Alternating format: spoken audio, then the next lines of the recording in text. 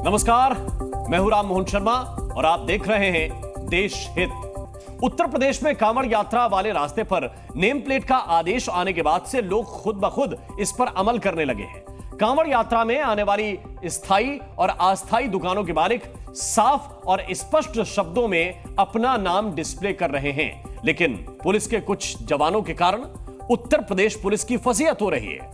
दरअसल एक हिंदू के ढाबे में काम करने वाले 4 मुस्लिमों को नौकरी से निकाल दिया गया। ऐसा इसलिए किया गया क्योंकि कुछ पुलिस वालों ने ढाबा मालिक पर इसके लिए दबाव डाला था। अब सवाल यह है कि जब योगी आदित्यनाथ ने सिर्फ नेम प्लेट वाला आदेश दिया है, तो पुलिस वालों ने मुस्लिमों को दुकान से हटाने के लिए आखिर क्यों कहा?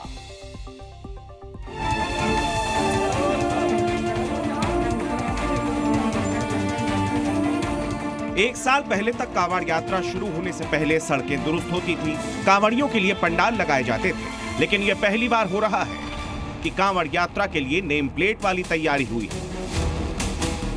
कांवड़ उठाने वाले श्रद्धालुओं की शुद्धता के लिए मुख्यमंत्री योगी आदित्यनाथ ने नेम प्लेट वाला आदेश दिया, जिसका हर दुकानदार खुले दिल से पालन कर रहा है। मुजफ्फरनगर से संभल तक और मेरठ से कानपुर तक कांवड़ रूट पर आने वाली फल, मिठाई और मोबाइल रिचार्ज की दुकान तक अपना नाम डिस्प्ले कर रहे हैं।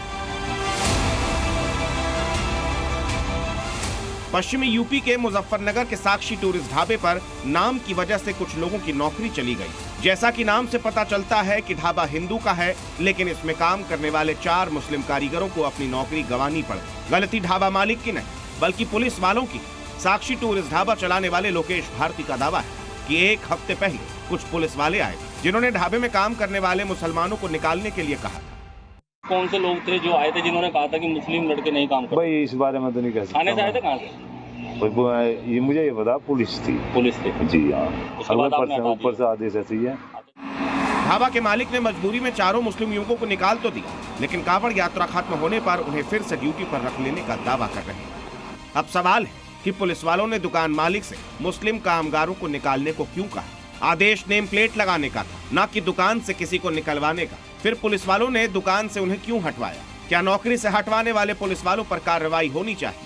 मुजफ्फरनगर में मुस्लिमों को नौकरी से हटाने के मुद्दे पर पुलिस भी कुछ बोलने को तैयार नहीं। जो दुकान है, दुकान पर मालिक का नाम, कर्मचारियों का नाम स्पष्ट रूप से लिखा हो, जिससे कांवड़ियों को मैंने कोई भ्रम की स्थिति उत्पन्न न हो। वो जाएं, नाम देख लें, उनको भोजन ग्रहण करने का भोजन ग्रहण करें, ना करने वो ना करें, कि किसी भी हालत में कानून व्यवस्था स्थिति खराब ना हो। यूपी में कांवड़ यात्रा वाले रूट पर पुलिस का अभियान जारी है। अलीगढ़ में भी पुलिस ने अभियान चलाया। पुलिस वालों ने खुद ही दुकानदारों से उनके नाम की जांच की और दुकान के बाहर नाम लगाया। उत्तर प्रदेश से शुरू हुआ नेम प्लेट अभियान उत्तराखंड तक पहुंच गया। अब मध्य प्रदेश और राजस्थान में भी ऐसी ही डिमांड उठने लगी। महाकाल की नगरी उज्जैन के साधु संतों की दलील है कि भक्तों की आस्था के साथ छल करने वालों के खिलाफ कार्रवाई होनी चाहिए। वहां भी दुकानों पर नाम लिखा जाना चाहिए। वैसे उज्जैन में भी पिछले साल ही नेम प्लेट वाला आदेश पारित किया गया था। लगभग सभी सनातनी महाकाल भगवान के दर्शन करने आते हैं, तो उनके साथ छल नहीं होना चाहिए, क्योंकि वो सनातनी समझकर किसी होटल में भोजन करते हैं और किसी निवास स्थान में ठहरते हैं। लेकिन अगर वो होटल किसी यूसुफ भाई की है और उसे कुछ अनलगर चीजें भोजन परोस कर दी गई है, तो उसका धर्म नष्ट होता है, उसका सनातन नष्ट होता है, उसके नियम नष्ट होते हैं। राजस्थान में बीजेपी के विधायक बालमुकुंद आचार्य ने पूरे देश के लिए यूपी जैसा नियम लागू करने की मांग कर दी। श्रावण मास की त्रयोदशी, प्रदोष और सोमवार के दिवस भी मांस की दुकानें बंद रहे और कांवड़ यात्राओं के आगमन वाले स्थानों पर, शिवालयों पर, तीर्थ क्षेत्रों में वहां पर 100% बंद रहे। एक तरफ कई राज्यों में दुकानों के नाम लिखे जाने की मांग उठ रही है, तो इस पर सियासत भी जमकर हो रही है। बीजेपी का दावा है कि योगी के आदेश सही है। कांग्रेस का दावा है कि यह धर्म विशेष पर हमला है। राज्य सरकार का मामला है। राज्य सरकार कोई भी निकालता है विज्ञप्ति या कानून बनाता है तात्कालिक किसी चीज को, तो सभी को मानना चाहिए। हमारे देश की जो सभ्यता है वो यही रही है कि हम लोग बढ़ चढ़ के एक दूसरे के ऐसे मौके पर एक दूसरे की मदद करें, उनके साथ हिस्सा लें और उनके साथ पूरा सहयोग दें। ये हमारी सभ्यता है और इस सभ्यता से हमको अलग क्यों किया जा रहा है, ये बताया नहीं गया। नाम पर संग्राम यूपी में होते हुए कई राज्यों तक फैल गया। सावन के महीने में कांवड़ यात्रियों की शुद्धता और आस्था के लिए नेम प्लेट को जरूरी बताया जा रहा है, तो राजनीतिक दलों को ये मुसलमानों पर अत्याचार दिख रहा है। ब्यूरो रिपोर्ट, जी मीडिया। और अखिलेश यादव की साइकिल यूपी के बाद अब महाराष्ट्र में भी दौड़ लगाने की तैयारी कर रही है। लेकिन यहां अखिलेश को नए भड़काऊ भाईजान मिल गए हैं, जो बात बात पर ऐसे भड़काऊ बोल रहे हैं जिससे सियासी संग्राम छिड़ गया है। आइए देखते हैं। अबू आजमी कह रहे हैं उठाकर पटक देंगे, यह उनका पहला बयान। वो बोलते हैं कि बत्तीसी बाहर आ जाएगी, फिर पूछते हैं कि कोई माई का लाल है, फिर कहते हैं कि नानी याद दिला देंगे। अब सवाल यह है कि क्या अखिलेश यादव ऐसी ही राष्ट्रीय पार्टी बनाने का टारगेट लेकर चल रहे हैं, जहां उनके नेताओं की जुबान जहरीली तो होती दिख रही है।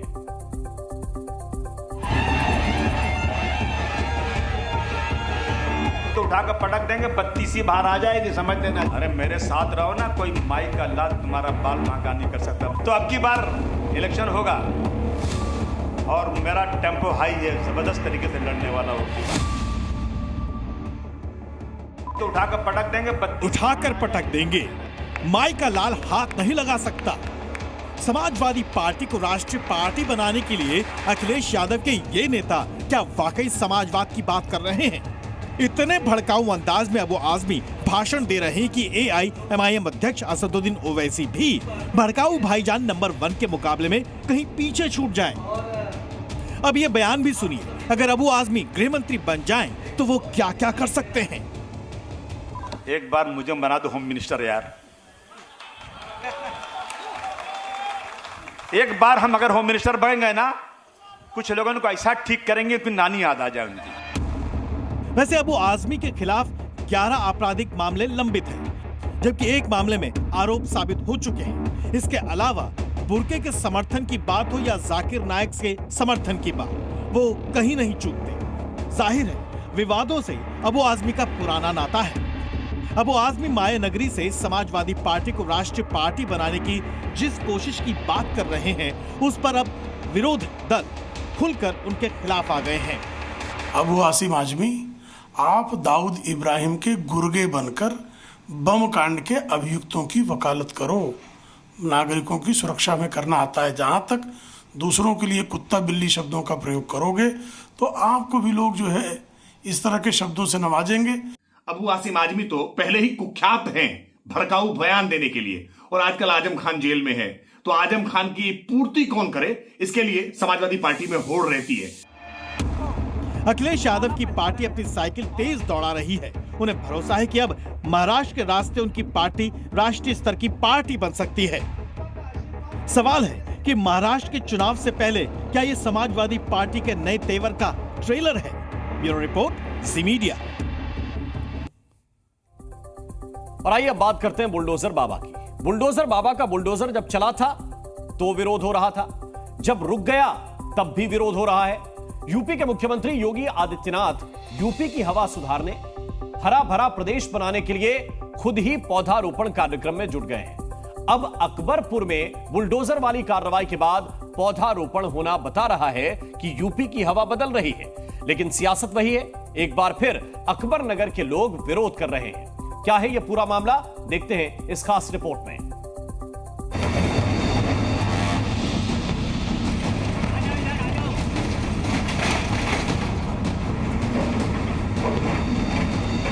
ये तस्वीरें कुछ दिन पहले की ही हैं, जब कुकरेल नदी के किनारों पर अवैध कब्जों को गिराने के लिए बुलडोजर बाबा का सख्त एक्शन हुआ था।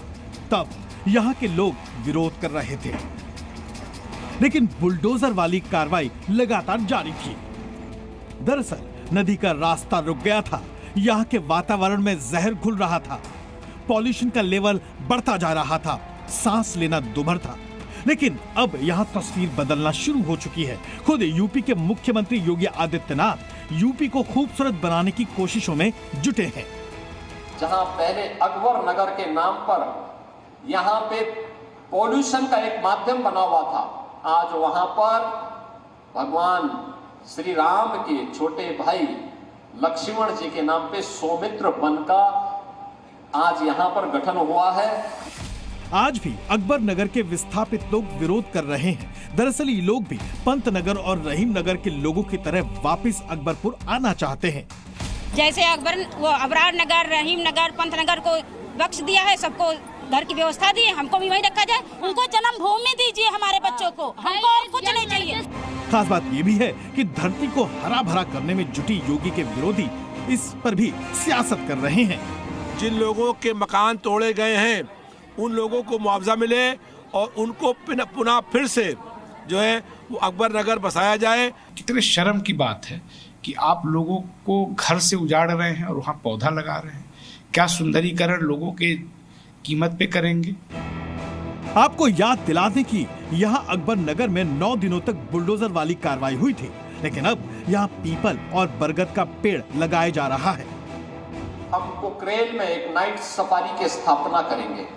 नाइट सफारी यहाँ पे लोगों के पर्यटन और मनोरंजन के साथ साथ ज्ञानवर्धन का भी एक केंद्र बनेगा। अतिक्रमण हटाकर समतल हुए 25 एकड़ जमीन पर करीब 10,000 पेड़ पौधे लगाकर कुकरेल नदी को पुराने अस्तित्व में लौटाने का शानदार शंखनाद हुआ है, जबकि यूपी में 12 करोड़ पेड़ रोपे जा चुके हैं।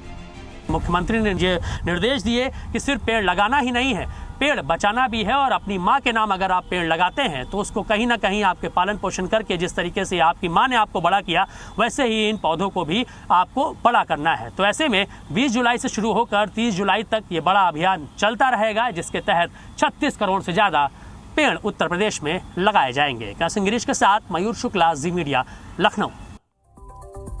और लोकसभा चुनाव में जी न्यूज का एआई एग्जिट पोल बिल्कुल सटीक साबित हुआ था। अब हम एक बार फिर एआई पोल लेकर आए हैं। उत्तर प्रदेश में अगले कुछ महीनों में 10 विधानसभा सीटों पर उपचुनाव होने वाले हैं। उनसे जुड़े कुछ सवालों के जवाब हमारी एआई एंकर जीनिया ने ढूंढे हैं। तो चलिए सीधे आपको जीनिया के पास लिए चल रहे हैं। सिर्फ यूपी ही नहीं बल्कि देश के एक बड़े हिस्से में यूपी के उपचुनाव की चर्चा है। लोग जानना चाहते हैं कि 10 सीटों पर क्या नतीजा आने वाला है। इस सवाल का जवाब मैं अपने दर्शकों को जरूर बताऊंगी, लेकिन शुरुआत इस सवाल से करते हैं कि क्या लोकसभा चुनाव के नतीजों का 10 सीटों के उपचुनाव पर असर पड़ेगा। इसके जवाब में 58% लोगों का कहना है कि हाँ, लोकसभा चुनाव के नतीजों का असर 10 सीटों के उपचुनाव पर पड़ेगा। वहीं 42% लोग ऐसा नहीं मानते, यानी 42% लोगों का कहना है कि लोकसभा चुनाव के नतीजों का असर उपचुनाव पर नहीं पड़ेगा। अब जो सवाल आने वाला है वो बेहद अहम है और उसकी चर्चा यूपी ही नहीं बल्कि देश के कई राज्यों में हो रही है। सवाल ये कि क्या बुलडोजर उत्तर प्रदेश में उपचुनाव का सबसे बड़ा मुद्दा है। इस सवाल का जवाब हैरान करने वाला है, जो आप सबको चौंका देगा।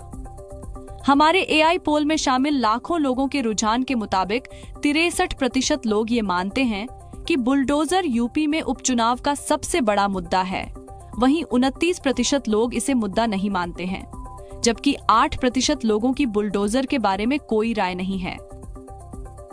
अब हमारे एआई पोल का बहुत अहम सवाल ये कि यूपी में मुख्यमंत्री पद के लिए पहली पसंद कौन है। चलिए इस सवाल के जवाब से पर्दा हटाते हैं। 58% लोगों की पहली पसंद मौजूदा मुख्यमंत्री योगी आदित्यनाथ हैं। वहीं 40% लोगों की पहली पसंद अखिलेश यादव है, जबकि सिर्फ 2% लोगों ने बीएसपी सुप्रीमो मायावती को मुख्यमंत्री पद की पहली पसंद बताया है। एआई पोल के सबसे बड़े सवाल से पर्दा हटने वाला है और ये सवाल है, उत्तर प्रदेश की 10 विधानसभा सीटों पर होने वाले उपचुनाव में किस पार्टी को कितनी सीटें मिल सकती हैं। इस सवाल के जवाब का इंतजार जी न्यूज के करोड़ों दर्शकों के साथ साथ स्टूडियो में बैठे मेहमान भी बेसब्री से कर रहे हैं। तो चलिए एआई पोल का पिटारा खोलते हैं। मुझे और मेरी टीम को मिले 30 लाख रुझानों के आधार पर उपचुनाव वाली 10 सीटों में से बीजेपी गठबंधन को 6 और समाजवादी पार्टी के गठबंधन को 4 सीटें मिल सकती हैं, जबकि अन्य का खाता नहीं खुलेगा। और आइए बढ़ते हैं आगे। पहले भोपाल में सुंदरकांड को लेकर कांग्रेस नेता दिग्विजय सिंह ने हंगामा खड़ा कर दिया। अब कर्नाटक में कांग्रेस की सिद्धारमैया सरकार ने ऐसा फरमान दिया है जिसके बाद हिंदुओं में नाराजगी बढ़ती जा रही है। इस फरमान के मुताबिक जिन स्कूलों के परिसर में चुनावी कार्यक्रम आयोजित होते रहे हैं, अब वहां न तो कृष्ण जन्माष्टमी मनाई जा सकेगी, न ही गणेश उत्सव के मौके पर उत्सव मनाया जा सकेगा। इस पर बीजेपी ने कांग्रेस पर तुष्टीकरण का आरोप लगाया है। अब सवाल यह है कि देश हित में क्या सही है। गणनायकाय गणदैवताय गणाध्यक्षाय धीमहि।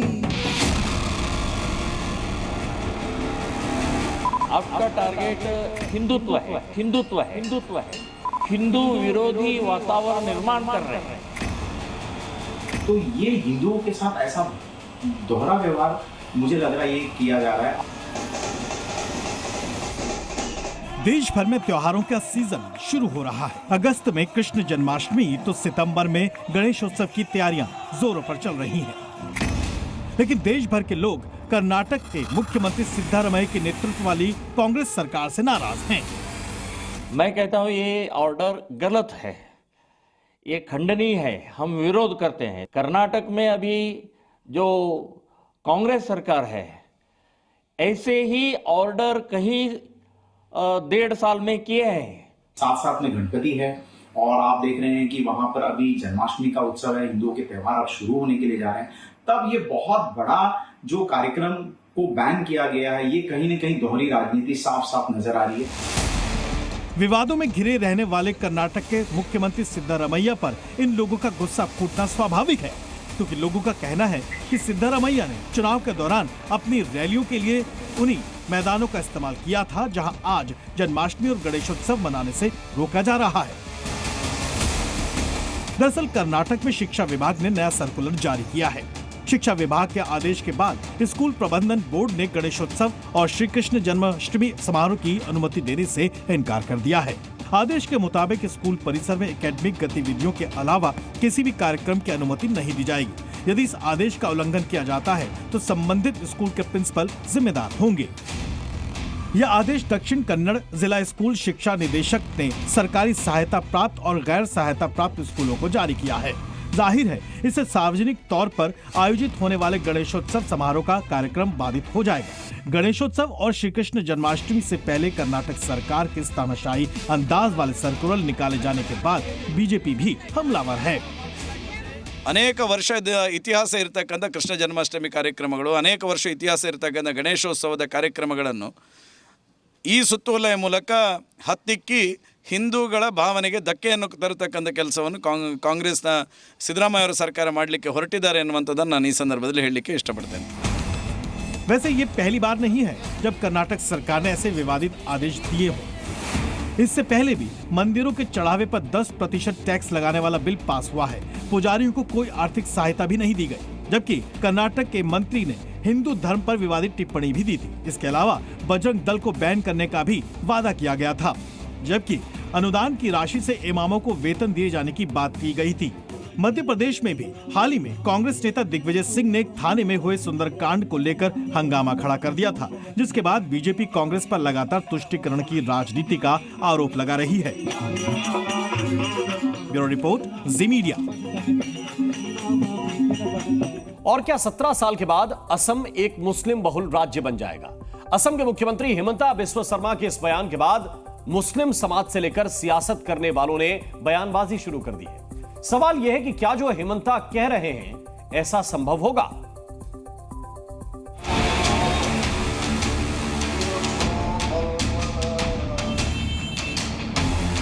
क्या 2041 तक असम एक मुस्लिम बहुल राज्य बन जाएगा?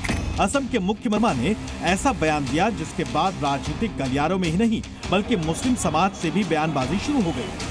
पहले आपको बताते हैं कि असम के मुख्यमंत्री ने कहा क्या। तो অসমৰ বাস্তৱ যে 2041 চনত অসম এখন মুছলিম মেজৰিটি ষ্টেট হ'ব, সেইটোত কোনো না আপুনি ৰাখিব পাৰে না মই ৰাখিব পাৰো। हिमंता के इस बयान के बाद मुस्लिम धर्मगुरु बयानबाजी पर उतारू हैं।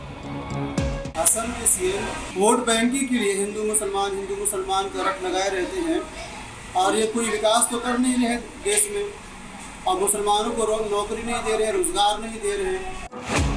वैसे एक रिपोर्ट के मुताबिक 2011 की जनगणना में असम में कुल मुस्लिम आबादी 1 करोड़ से ज्यादा थी, जो कि कुल 3 करोड़ 12 लाख निवासियों का 34% थी। राज्य में 1 करोड़ 92 लाख हिंदू थे, जो कुल आबादी का लगभग 4-7% था। जाहिर है हेमंता के विरोधी अब जुबानी जंग पर उतारू हैं। दोनों ओर से शब्द भेदी बाण छोड़े जा रहे हैं। भारतीय जनता पार्टी का कैरेक्टर क्या है वो अगर देखना है तो असम के मुख्यमंत्री का डीएनए टेस्ट करो, वही बीजेपी का कैरेक्टर है।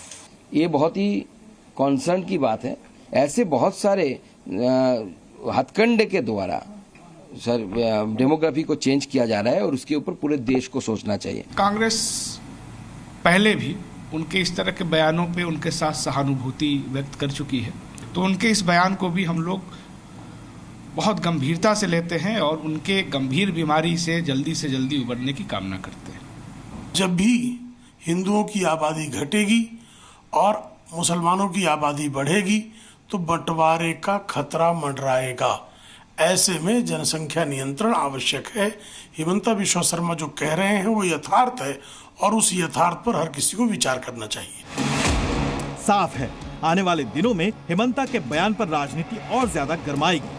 ब्यूरो रिपोर्ट, जी मीडिया। देश का संविधान सबको अपना धर्म चुनने और धर्म के प्रचार प्रसार की आजादी देता है, लेकिन अगर किसी ने जबरदस्ती या बरगलाकर धर्म बदलवाने की कोशिश की तो कानून में उसके लिए सजा का प्रावधान भी है।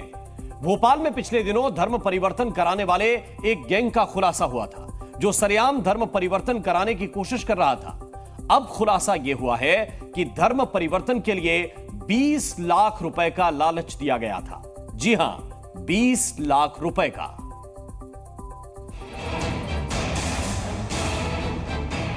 धर्म बदलने का रेट 20 लाख।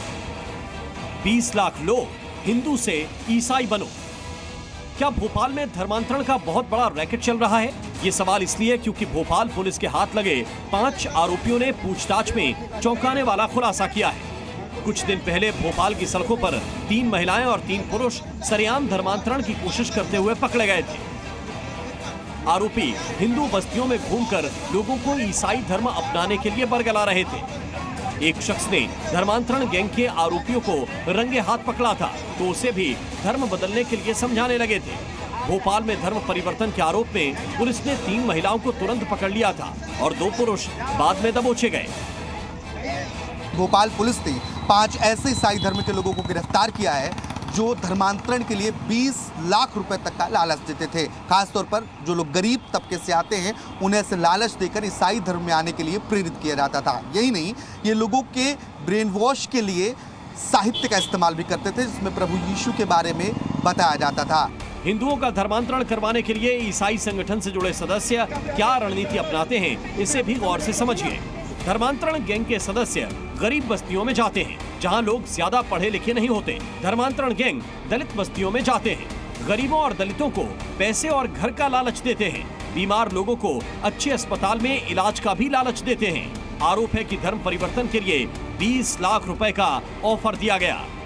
एक चर्च है जहाँ पर कि ये सारे लोग उसी चर्च से जुड़े हुए थे, तो वहाँ से अब ये उनका एलिगेशन था। हालांकि उनके पास में ऐसे कुछ पैसे तो हमको नहीं बरामद हुए थे ना, इसके पैसे उनके पास से प्रचार के समय मिले थे, सिर्फ दस्तावेज मिले थे और वहाँ से संस्था से ये सभी जुड़े हुए हैं, तो संस्था के विषय में भी जानकारी हम प्राप्त कर रहे हैं। सवाल ये भी उठता है कि आखिर चर्च से जुड़े धर्मांतरण के आरोपी 20 लाख रुपए की भारी भरकम रकम का लालच किस आधार पर दे रहे थे?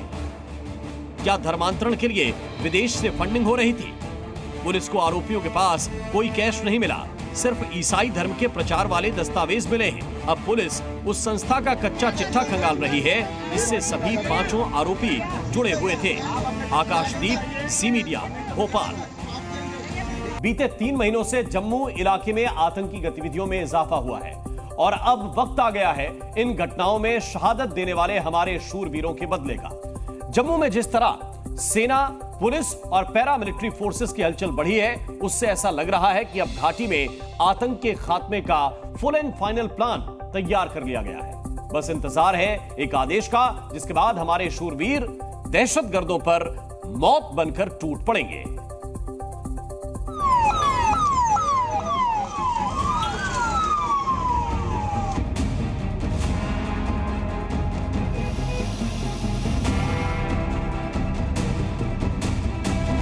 इन तस्वीरों को देखकर सीमा पार बैठे आतंक के आकाओं के हाथ पांव फूल रहे होंगे। ये तस्वीरें हैं जम्मू कश्मीर में फिर से सर उठा रहे आतंक को माकूल जवाब देने की।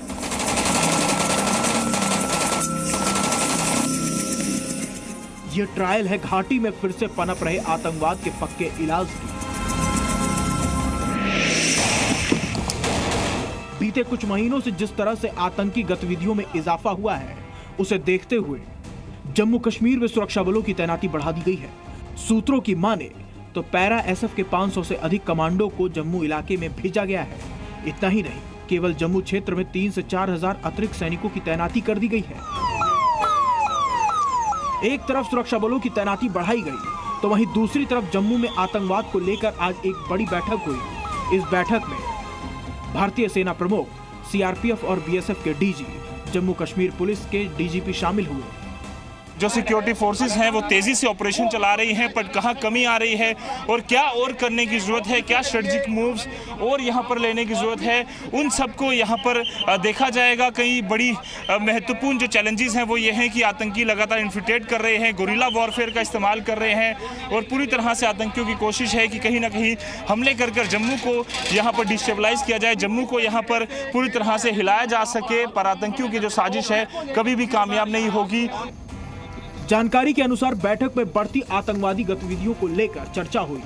अब ऐसे सवाल है कि क्या जम्मू कश्मीर में कुछ बड़ा होने वाला है, क्योंकि हाल ही में जिस तरह से आतंकी घटनाओं में इजाफा हुआ है, उसके बाद आतंक के खिलाफ बड़े कार्रवाई की डिमांड हो रही है। जिस तरह से जम्मू इलाके में पैरा एसएफ कमांडोज की तैनाती हुई है, उससे कई तरह के कयास लगाए जा रहे हैं। माना जा रहा है कि अब अगर आतंकी पूरे इलाके में किसी भी तरह का दुस्साहस करते हैं, तो हिंद के ये शूरवीर उन पर काल बनकर टूटेंगे। इतना ही नहीं, जम्मू इलाके में छिपे आतंकियों के सफाई को लेकर ऑपरेशन लॉन्च किया जा सकता है।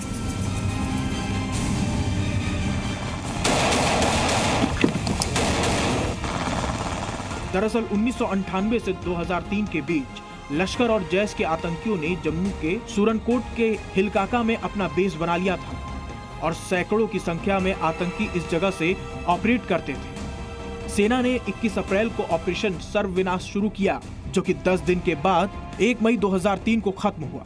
जब जंगल में ऑपरेशन शुरू किया गया तो ये अनुमान था कि तकरीबन 100 आतंकी हिलकाका में छिपे होंगे। पूरे ऑपरेशन में 65 आतंकियों को मार गिराया गया था और 60 से ज्यादा हाई आउट को बर्बाद किया गया था। अब तक बाबा बागेश्वर दूसरों की पर्ची निकालते थे, वो भी सामने बिठाकर, लेकिन पहली बार एक डॉक्टर ने उनकी पर्ची निकाली है। पर्ची निकालने वाला शख्स एक डॉक्टर है जिसने बिना बाबा से मिले उनके बालों के बारे में हैरान कर देने वाला खुलासा कर दिया। वो डॉक्टर कौन है और आचार्य धीरेन्द्र शास्त्री के बालों के बारे में उसने क्या खुलासा किया है, देखते हैं इस स्पेशल रिपोर्ट में। कितना नंबर है फाइनल? ये रख दें यहाँ। ये कितना नंबर है? आचार्य धीरेन्द्र कृष्ण शास्त्री के दरबार में लोग अपना दुख लेकर पहुंचते हैं और बाबा बागेश्वर उनकी पर्ची निकालकर दुख दूर करने का दावा करता है। बाबा बागेश्वर की पर्ची तो अब देश में नहीं दुनिया में भी मशहूर है। दूसरों की पर्ची निकालने वाले बाबा की पर्ची पहली बार निकाली गई है। ये है बागेश्वर धाम वाले धीरेन्द्र कृष्ण। उनकी पर्ची निकाली है मुंबई के एक डॉक्टर ने, और वो भी बगैर धीरेन्द्र शास्त्री से मिले। सिर्फ वीडियो में बाबा को देखकर उनकी पर्ची निकाली गई है। ये डॉक्टर का पर्चा है।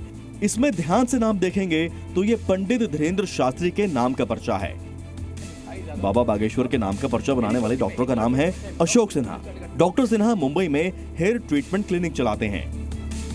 डॉक्टर सिन्हा का दावा है कि बाबा बागेश्वर के बाल झड़ रहे हैं। अनुवांशिक वजहों से बाबा बागेश्वर के बाल झड़ रहे हैं। रात में देर से सोने और समय पर खाना नहीं खाने की वजह से भी बाबा के बाल कमजोर हो रहे हैं। मैंने देखा कि इनके भी 2 तरह के बाल हैं। एक बाल बहुत मोटे हैं जिनसे उनको पता ही चलता है कि उनका कहीं गंजापन आ रहा है, लेकिन कुछ बाल बहुत पहले जो उनको दिखता ही नहीं है, उनका हेयर लॉस हो रहा है। और अभी इस कंडीशन में है जहाँ पे यहाँ पे खाली हो गया है, ये बीच वाला जोन, मिड जोन उनका खाली हो गया, मिड स्काल्प खाली हो गया है। डॉक्टर सिन्हा पंडित धीरेन्द्र शास्त्री से सीधी बात कर बालों की समस्या के बारे में उन्हें बताना चाहते थे। जी न्यूज ने डॉक्टर की इच्छा पूरी की और बाबा बागेश्वर और डॉक्टर सिन्हा की लाइव बात करवाई। कमाल तो नहीं हो गया? थोड़ा ठीक से देखो, हम बाल दिखा रहे हैं तुमको। और कभी हमको मिलो, ये मीडिया मत खेलो। अगर आपको लगता है हमारे हेयर घट रहे हैं तो you come Bageshwar Dham. I am not your personal meeting for I speak in English my little doctor. Zee news पर बाबा बागेश्वर ने माना कि बाल घट रहे हैं। दूसरों को उपचार बताने वाले बाबा बागेश्वर को डॉक्टर सिन्हा ने बाल झड़ने से बचने का उपाय भी बताया। डॉक्टर की सलाह के मुताबिक बाबा को मल्टीविटामिन लेने चाहिए, रात 8 बजे खाना चाहिए और 10 बजे तक सो जाना चाहिए। उसमें मिनॉक्सिडिल होता है, फिनास्ट्राइड होता है, प्लस लाइफस्टाइल में चेंजेस, राइट। ये अगर 2 काम करें तो बहुत अच्छा है। अगर वो ये सब नहीं करना चाहते हैं तो मैं उनको एक सलाह दूंगा कि एक PRP ट्रीटमेंट होता है, आपके खून से ही निकाला जाता है, आपके ब्लड से उसमें से ग्रोथ फैक्टर निकालते हैं, PRP निकालते हैं, उसको कॉन्सेंट्रेट करते हैं और उस प्लेटलेट में ग्रोथ फैक्टर होता है, उसको अगर हम इधर इंजेक्ट करें तो उनका बालों कंडीशन अच्छा हो सकता है। डॉक्टर की सलाह पर बाबा बागेश्वर ने अमल करने का आश्वासन दिया है। ब्यूरो रिपोर्ट, जी मीडिया।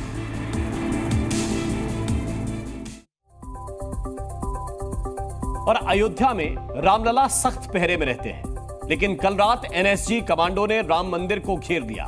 चप्पे चप्पे पर कमांडो रामलला को किसी भी तरह के खतरे से बचाने के लिए पूरी तैयारी के साथ मुस्तैद हो गए। राम मंदिर के आसपास दुकानों को भी बंद करने के लिए कह दिया गया। आपको बता दें कि अयोध्या के राम मंदिर की सुरक्षा अभेद्य बनाने के लिए कोई कोर कसर नहीं छोड़ी जा रही है। वैसे 22 जुलाई से यहां 1 महीने तक झूला उत्सव भी है।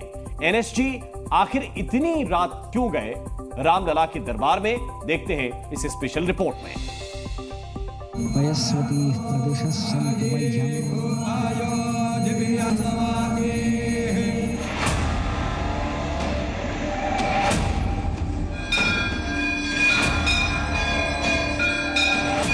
अयोध्या धाम के भव्य राम मंदिर में रामलला की पूजा अर्चना हो रही है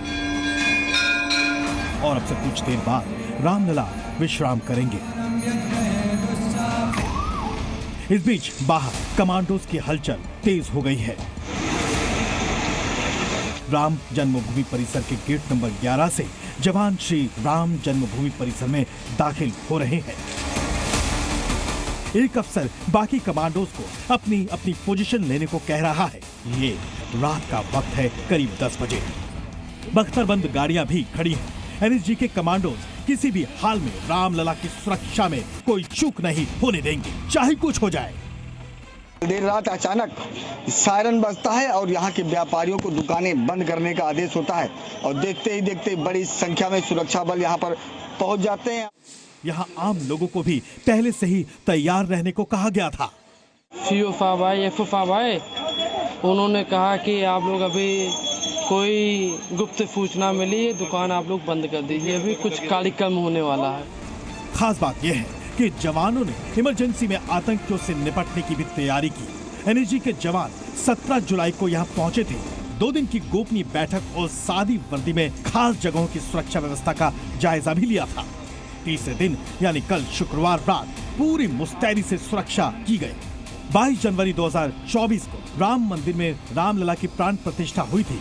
तब से हर दिन करीब 1.5 लाख श्रद्धालु दर्शन करने आते हैं। वीकेंड और पर्व पर यहाँ संख्या 2 लाख तक पहुँच जाती है। और आइए बात करते हैं सुपर पावर देश अमेरिका को सबसे गहरे जख्म देने वाले आतंकी ओसामा बिन लादेन की, जिसे एक ऑपरेशन में मारने का दावा अमेरिका ने ही किया था। लेकिन लादेन अब भी जिंदा है। पाकिस्तान के लिए अब लादेन खतरा बन गया है और ये बात खुद पाकिस्तान के काउंटर टेररिज्म डिपार्टमेंट ने कबूल की है। दरअसल लादेन जैसी खतरनाक सोच रखने वाले अलकायदा के एक खूंखार आतंकी को पाकिस्तान के गुजरात से गिरफ्तार किया गया है, जो एक वक्त ओसामा बिन लादेन की सिक्योरिटी को संभालता था।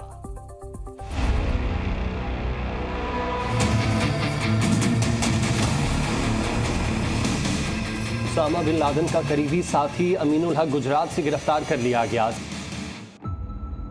ओसामा बिन लादेन अलकायदा का वो सरगना जिसने सुपर पावर अमेरिका को दहला दिया,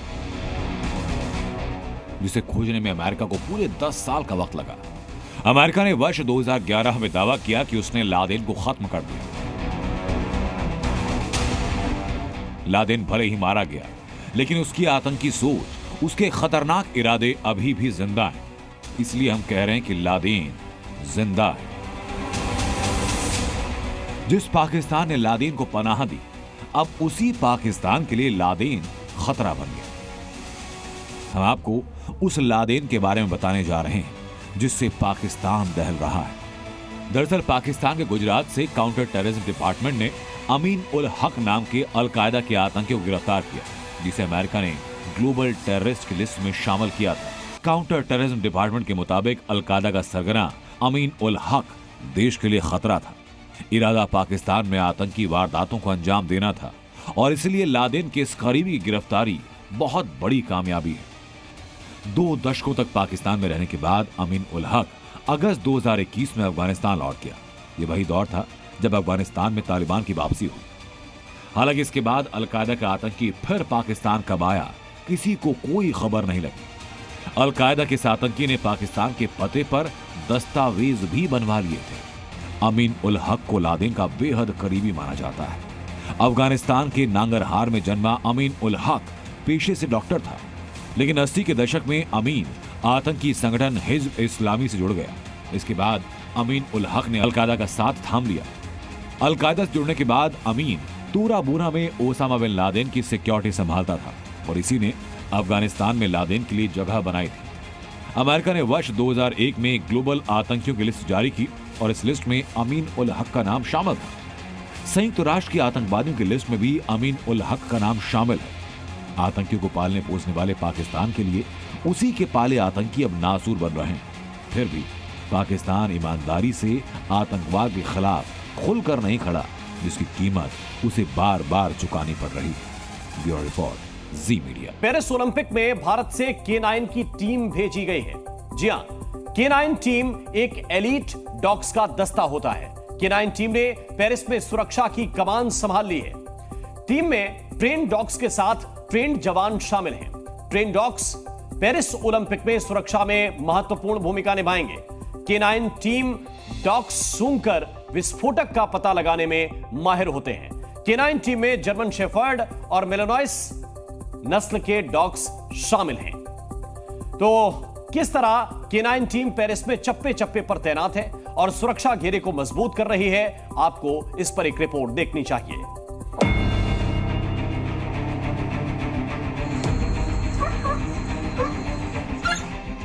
जहां भी छिपे होंगे आतंकी, ढूंढ निकालेंगे K9।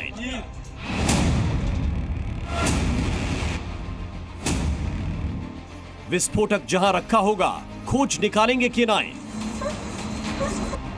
पेरिस में होने वाले ओलंपिक की सुरक्षा का जिम्मा भारत की K9 टीम ने संभाल लिया है और अब चप्पे चप्पे पर भारत के K9 तैनात हैं।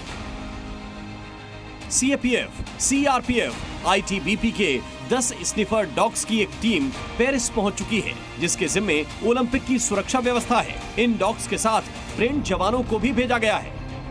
K9 यूनिट में बेल्जियन मेलिनोइस, लेब्राडोर और दूसरे लोकल ब्रीड्स के डॉग शामिल हैं, जो खास तौर पर विस्फोटक, गोला बारूद और ड्रग्स का पता लगाने में माहिर हैं।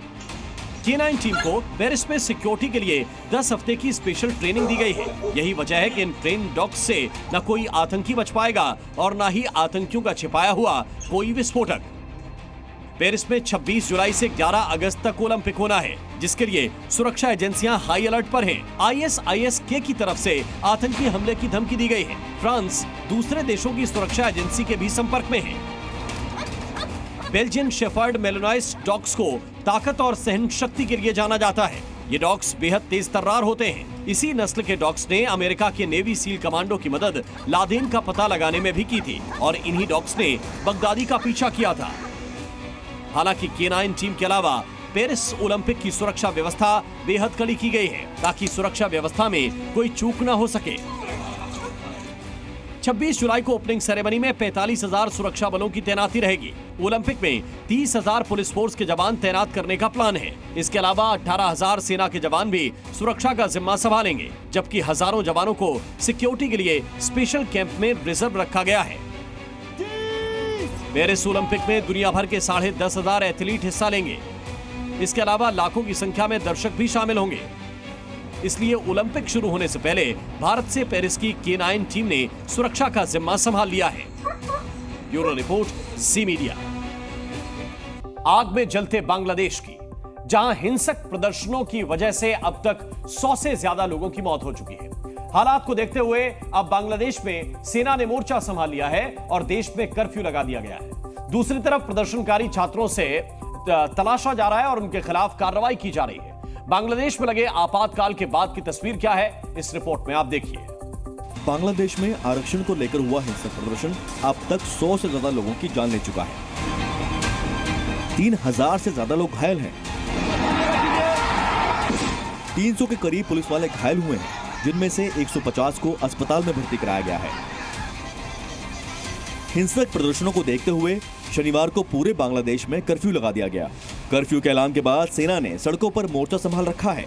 सेना के जवान सड़कों पर गश्त कर रहे हैं। इस दौरान जगह जगह खाक हो चुकी गाड़ियों की तस्वीरें भी सामने आ रही हैं। बांग्लादेश सरकार ने देश में इंटरनेट और मोबाइल सर्विस को बंद कर दिया है, जिससे बांग्लादेश के कुछ न्यूज चैनल बंद हो गए हैं। बांग्लादेशी अखबारों की वेबसाइट पर खबरें अपलोड नहीं हो पा रही हैं। हालांकि इतनी तैयारी के बावजूद भी प्रदर्शनकारी पूरी तरह शांत नहीं हुए हैं। कर्फ्यू के दौरान सेना और पुलिस के जवान गश्त कर रहे हैं, तो दूसरी तरफ प्रदर्शन के दौरान गोलीबारी करने वाले छात्रों को ढूंढा जा रहा है। राजधानी ढाका में तो सड़कों पर पुलिस के जवान फायरिंग करते हुए भी दिखाई दिए। इस वीडियो में गोलियों की आवाज सुनी जा सकती है।